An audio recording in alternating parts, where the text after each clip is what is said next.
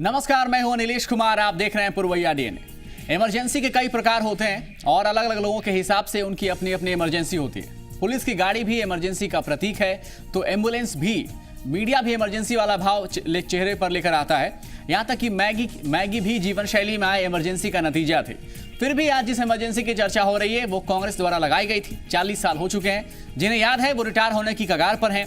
जिन्होंने राजनीति की वो लाल बत्ती में आजकल घूम रहे हैं। जिनकी लाठी खाती तस्वीर अखबार के पहले पन्ने पर उस वक्त नहीं छपी थी, उनकी बाद की पीढ़ी भी एक तरह की इमरजेंसी में ही जी रही है। किसान के लिए खेती इमरजेंसी है तो मजदूर के लिए मजदूरी इमरजेंसी है। बीमार के लिए सरकारी अस्पताल इमरजेंसी है तो शिक्षकों के अभाव लिए स्कूल भी इमरजेंसी ही है।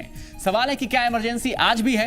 क्या स्वरूप बदला है? चलिए अपने ही फील्ड से शुरू करते हैं। कहा जाता है कि इमरजेंसी के दौरान प्रेस को स्वतंत्रता नहीं थी। आज उत्तर प्रदेश में मारा गया पत्रकार, झारखंड में पीटा गया पत्रकार और जस्टिस काटचू का बिहार के संदर्भ में कहना कि यहां प्रेस की आजादी उन्हें नहीं दिखती, ये भी एक तरीके की इमरजेंसी ही बयां करते हैं। सुना है इमरजेंसी के दौरान उन फिल्मों के प्रसारण पर रोक लगा देते थे जिनसे कोई संदेश सरकार के खिलाफ निकलता था। आज कमल हसन फिल्म का विरोध झेलने से ऊब कर देश छोड़ने की बात कह गए। मकबूल फिदा हुसैन दुनिया छोड़कर चले गए। आमिर खान फिल्मों के लिए नोटिस झेल रहे हैं। ये भी एक तरीके का इमरजेंसी ही है। इसलिए सबसे पहले तो इस धोखे से निकलिए कि इमरजेंसी नहीं है। यहां तक कि अडवाणी जी ने इसके दोहराए जाने का खतरा जताया तो उन्हें एक बार फिर साइड करने की कोशिश हुई। यानी उनकी राजनीति का ही इमरजेंसीकरण हो चुका है। इमरजेंसी से निकले लालू और नीतीश कांग्रेस के साथ खड़े हैं। अगर इमरजेंसी का विरोध कांग्रेस के विचारों का विरोध था तो अब क्या बदल चुका है? क्या यह भी हो सकता है कि लालू और नीतीश जी के अपने कोई अलग से जेपी रहे होंगे? हो सकता है इसका कुछ दिन में खुलासा भी हो जाए। अगर जेपी होते तो क्या कांग्रेस से कोई राजनीतिक समझौता करते? इसलिए लगता है कि इमरजेंसी छद्म रूप में हमारे आपके बीच सारी समस्याओं के रूप में मौजूद है।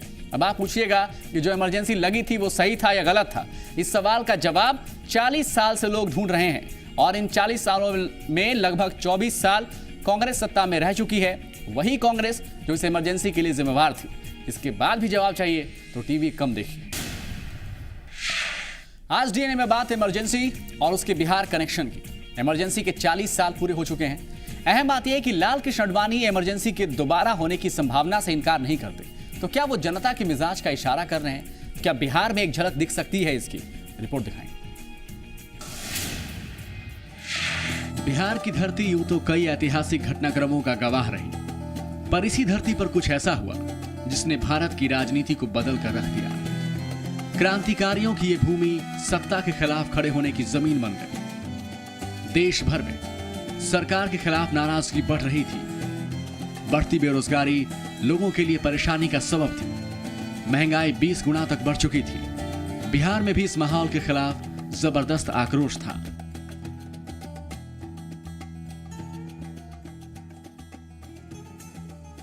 जयप्रकाश नारायण केंद्र के खिलाफ हुंकार भर रहे थे।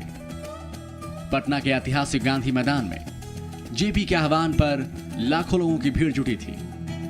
इस भीड़ में बदलाव के लिए एक बेचैनी थी और इसका अंदाजा इस बात से लगाया जा सकता है कि लोगों ने एक स्वर में जात पात, दहेज और भेदभाव खत्म करने का संकल्प लिया।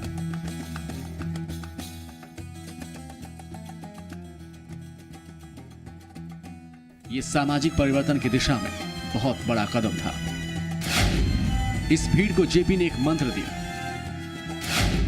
जात पात तोड़ दो, तिलक दहेज छोड़ दो, समाज के प्रवाह को नई दिशा में मोड़ दो।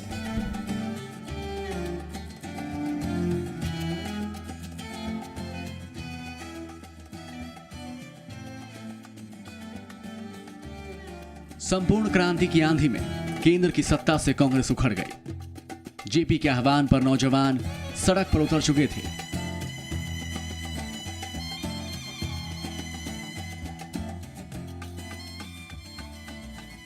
हक की आवाज आंदोलन का रूप ले चुकी थी। वो एक ऐसे नायक बन चुके थे जो देश को नई दिशा दिखा रहा था।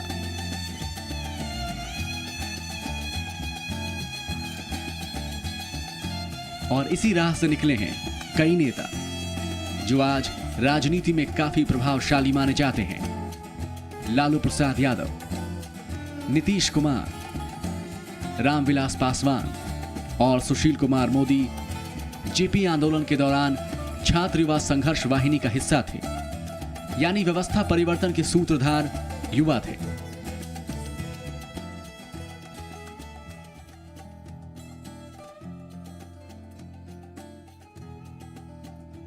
बीजेपी के वरिष्ठ नेता लाल कृष्ण आडवाणी ने आपातकाल जैसी घटना के दोबारा होने के संबंध में जो भी कहा उसे पुराने दौर से जोड़कर देखा जा रहा है। आज भी महंगाई चरम पर है, बेरोजगारी दर बढ़ रही है, मजदूरों की हालत खराब हो रही है, गरीबी रेखा का पैमाना सवालों के घेरे में है। सत्ता में शामिल लोगों से लेकर सत्ता के बाहर बैठे लोगों का गठजोड़ व्यवस्था को एक बार फिर कटघरे में खड़ा कर रहा है।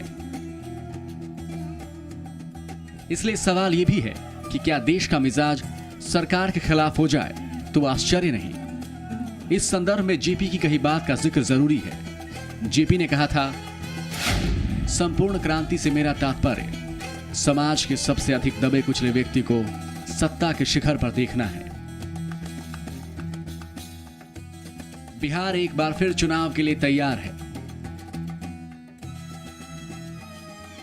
बिहार के मतदाताओं में 65% आबादी 30 साल से नीचे की है, यानी उस उम्र के लोग हैं जो सत्ता का भविष्य तय करते हैं और परिवार के चूल्हे को जलाए रखने का उपाय ढूंढते हैं। बिहार में भी हालात बिगड़े हैं। कानून व्यवस्था को लेकर सरकार पर सवाल उठते रहे हैं। पिछले 2 सालों में बिहार में राजनीति जनहित के मुद्दों पर हावी रही है। ऐसे में बिहार में सत्ता परिवर्तन की कमान संभाले युवा क्या एक बार फिर किसी क्रांति की राह पर चल सकते हैं?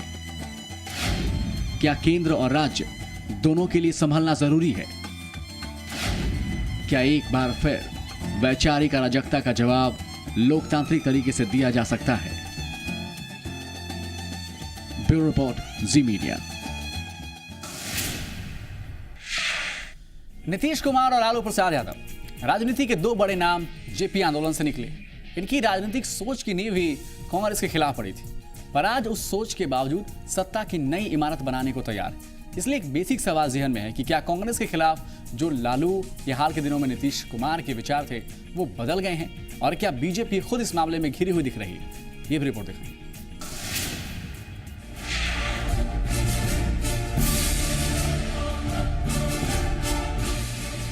कहते हैं वक्त का पहिया घूमता है और तस्वीरें इस हद तक बदल जाती हैं जिसकी कल्पना वक्त भी नहीं करता।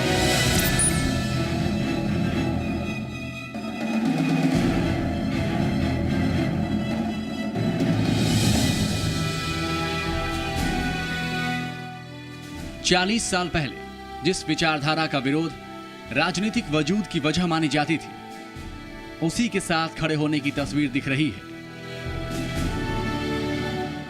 लालू प्रसाद यादव, नीतीश कुमार जेपी के उन शिष्यों में से थे जिन्होंने कांग्रेस के खिलाफ आंदोलन को युवा जोश से भर दिया था।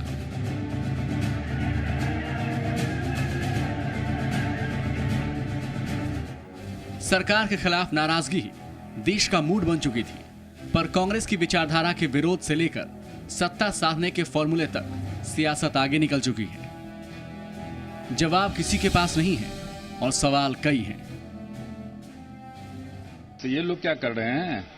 इनसे बड़ा राजनीतिक ध्रुव तो कोई हो सकता है कि जिस सरकार के खिलाफ में जेल गए थे इमरजेंसी में कांग्रेस के खिलाफ में, और उसी में क्या कहते हैं कि ये नीतीश और लालू दोनों जाकर के जो है हाथ मिलाए हुए हैं, तो ये किस मुंह से आकर के जो है जेपी के चरणों में श्रद्धा का सुमन अर्पित करेंगे? किस मुंह से आकर के जो है इमरजेंसी को काला दिवस कहेंगे? तो इनके पास में और बोलने के लिए है क्या? शरद यादव कांग्रेस के खिलाफ राजनीति का दंभ जीवन भर भरते रहे, पर अब सियासत की सड़क पर कांग्रेस का हाथ थामे आगे बढ़ रहे हैं। तो क्या ये मान लिया जाए कि राजनीति समझौते के लिए कभी भी तैयार रहती है और विचारों का टकराव हितों के मिलने से ज्यादा महत्वपूर्ण नहीं है? शायद इसलिए भी विरोधी उस काले अध्याय के बहाने सब कुछ साफ दिखने की बात कह रहे हैं। जेपी आंदोलन का एक बहुत बड़ा नारा था, भ्रष्टाचार मिटाना है, नया बिहार बनाना है। उनके लोग जो कई शिष्य हैं, एक शिष्य उनके बिहार में लंबे समय तक मुख्यमंत्री रहे और उनके परिवार का शासन रहा। उस समय बिहार भ्रष्टाचार के किस ऊंचाई पर था, कितना कलंक था, यह प्रदेश जानता है। और अब जो उनके दूसरे शिष्य होने का दावा करते हैं, वो पहले शिष्य के साथ खड़े हो गए हैं और सुशासन का दावा कर रहे हैं। तो तो इससे लोकनायक जयप्रकाश की आत्मा को कितनी शांति मिलेगी, और वो भी तब जब वो उन राजनीतिक ताकतों के साथ खड़े हैं, कांग्रेस पार्टी जिसने आज तक ईमानदारी से इमरजेंसी के लिए न माफी मांगा न प्रायश्चित किया है। नीतीश और लालू के हालात इसलिए भी दिलचस्प हैं क्योंकि 70 या 80 के दशक में कांग्रेस के खिलाफ आक्रोश व्यक्ति आधारित नहीं था। खुद नीतीश कुमार कई बार कह चुके हैं कि कांग्रेस से दूरी की वजह वैचारिक लड़ाई रही है। केसी त्यागी जैसे नेता भी अब विचारों का जिक्र नहीं करते, बल्कि राजनीतिक हालात की मजबूरी का हवाला देते हैं। कांग्रेस के साथ जाने की स्थिति का बचाव करते नेता कोई ठोस वजह नहीं बता पाते। सबसे हास्यास्पद पक्ष है इस पूरे प्रकरण का कि रामविलास पासवान जी कांग्रेस के साथ जदयू के जाने पर सवाल खड़े कर रहे हैं। एक लंबा समय उन्होंने कांग्रेस के साथ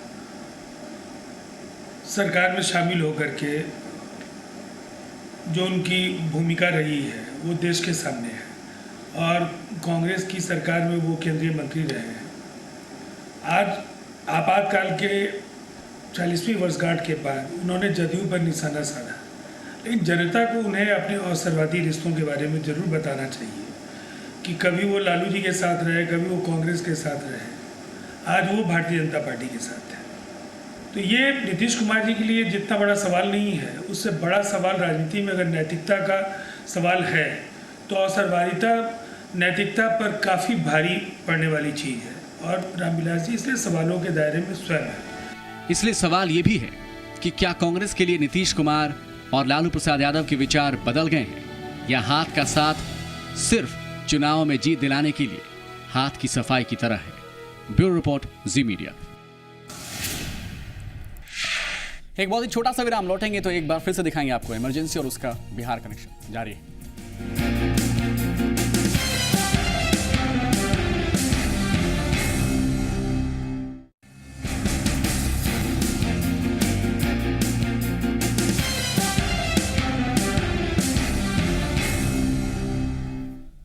आज से 40 साल पहले जेपी बिहार से शुरू हुए बदलाव के केंद्र में थे। एक बार फिर जेपी मैदान में है। इस बार खुद नहीं है, बल्कि उतार दिए गए। उनके समर्थक और शिष्य आपस में टकरा रहे हैं। तो आइए कुछ पन्नों को पलटते हैं और बताते हैं कि जेपी ने कहा क्या था।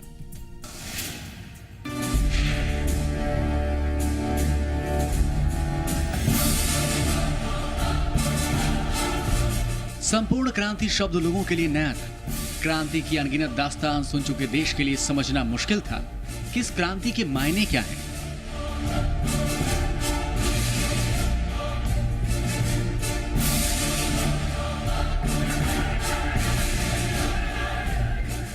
लेकिन एक बात जो तय थी वो ये कि लोगों का समर्थन जिस तेजी से जेपी के लिए बढ़ रहा था, उसी तेजी से कांग्रेस के लिए नाराजगी भी बढ़ रही थी। जनता की बेचैनी साफ देखी जा सकती थी। आपातकाल को किसी भी कीमत पर आप जस्टिफाई नहीं कर सकते हैं। यह आदमी के स्वतंत्रता का हनन था, और यह किसी भी कीमत पर इसके पक्ष में कोई बात कहना हमको लगता है कि मानवीय गरिमा के खिलाफ है। तो आपातकाल की आप कहीं भी उसको न्याय संगत नहीं ठहरा सकते हैं, विवेक संगत नहीं ठहरा सकते हैं, वो था नहीं। दूसरी बात, हालात जो कह रहे हैं, देश में एक अराजक स्थिति थी, निर्विवाद इंदिरा गांधी का करिश्माई व्यक्तित्व धूमिल हो रहा था, आम जनता की परेशानी बढ़ती जा रही थी, उसमें कोई कमी नहीं हो रही थी। पटना में हुई सभा में पहली बार 2 शब्दों से जनता का परिचय हुआ था। वैसे जेपी से पहले संपूर्ण क्रांति की जगह समग्र क्रांति शब्द का इस्तेमाल होता रहा था। गांधी भी समग्र क्रांति की बात कह चुके थे। 5 जून 1975 को बिहार के गांधी मैदान में 5 लाख से ज्यादा लोगों की भीड़ जमा हुई कि ये भीड़ समर्थन से ज्यादा आक्रोश का प्रतीक थी। गांव-गांव से लोग व्यवस्था परिवर्तन की चिंगारी लिए जेपी से मिलने पहुंचे। लोगों की भीड़ देखकर जेपी भी भावना को रोक न सके और खुले मन से उन्होंने कहा था, ये क्रांति है मित्रों, और संपूर्ण क्रांति।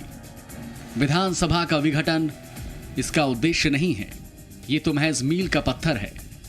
हमारी मंजिल तो बहुत दूर है और हमें अभी बहुत दूर तक जाना है। लोगों को संबोधन का सिलसिला जारी था। जेपी को भी विश्वास हो गया था कि बिहार से उठी ये बयार सत्ता को हिलाकर रख देने के लिए काफी थी। उन्होंने इसी पटना में लोगों से कहा, भ्रष्टाचार मिटाना, बेरोजगारी दूर करना, शिक्षा में क्रांति लाना आदि ऐसी चीजें हैं जो आज की व्यवस्था से पूरी नहीं हो सकती, क्योंकि वो इसी व्यवस्था की उपज हैं। वे तभी पूरी हो सकती हैं जब संपूर्ण व्यवस्था ही बदल दी जाए, और संपूर्ण व्यवस्था के परिवर्तन के लिए क्रांति, संपूर्ण क्रांति आवश्यक है। संदेश बिल्कुल साफ था। जेपी जनता की राजनीतिक चेतना को जगाना चाहते थे। जनता ने भी पहली बार सत्ता को एहसास करा दिया कि बेलगाम सियासत की लगाम आखिरी वक्त में वही थामती है। तो क्या बिहार एक बार फिर से तैयार है? ब्यूरो रिपोर्ट, जी मीडिया। कुछ और भी पहलू है, दिखाएंगे इस बहुत ही छोटे से विराम के बाद।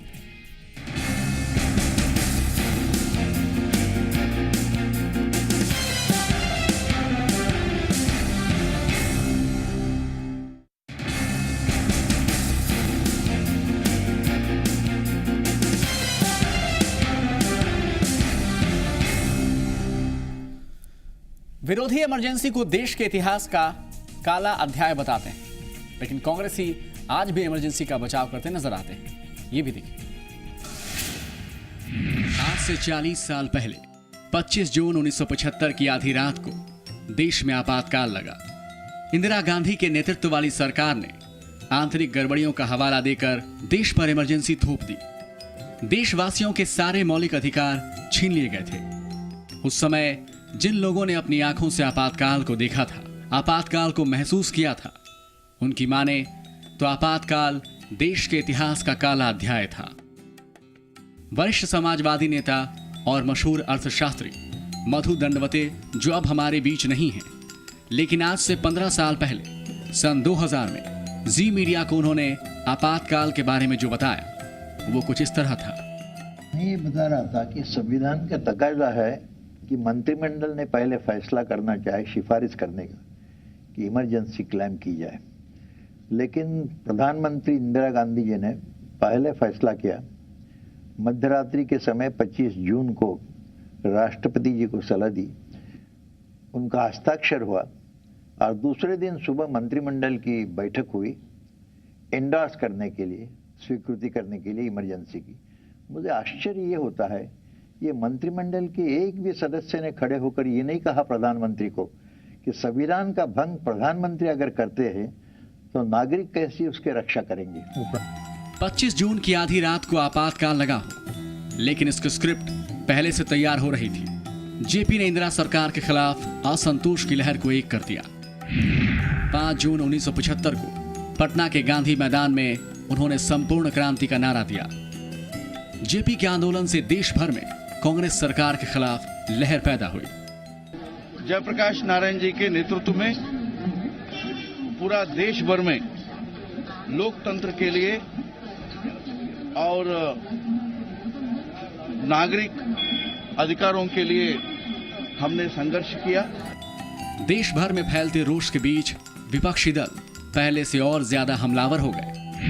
राजनारायण ने चुनाव याचिका दायर कर इंदिरा गांधी को अदालत में घसीट दिया।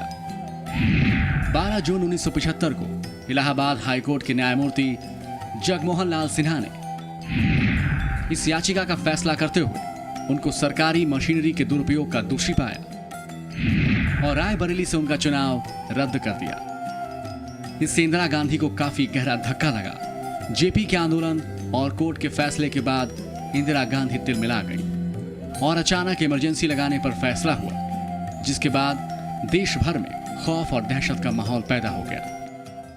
उस आवाज में जो दूरदर्शन आकाशवाणी से जो आवाज आ रही थी, समाचार वाचक, उससे लग रहा था कि उसमें दहशत।